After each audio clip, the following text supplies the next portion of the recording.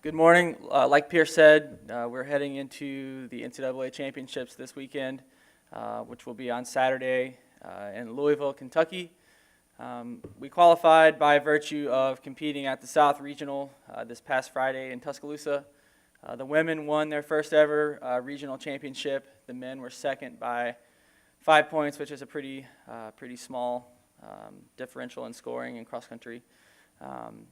For the men, it will be their fourth straight trip to NCAA's, 4 years of qualifying in a row. For the women, this will be their second straight year of qualifying. I think looking back over the teams that made it to the NCAA's this year, there were 17 programs in Division I that had both the men and women teams make it. So we certainly feel lucky to be a part of that group. Just sort of a recap of our season.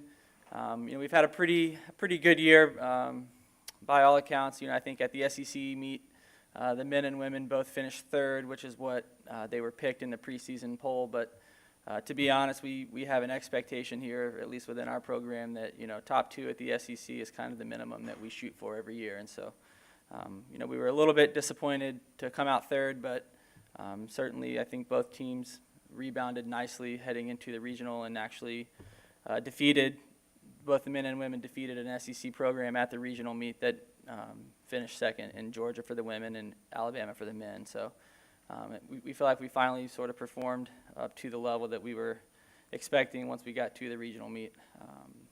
But looking forward in terms of competition at the NCAA's, it'll be our main goal just to go in and try to compete at a level that allows us to finish higher than what we're ranked going in. I guess the final national rankings will come out today, so that'll kind of be the standard that we look for, and anything better than that obviously would be a bonus, but we're just going to go in and try to have our best race of the year and hopefully perform better than we're ranked.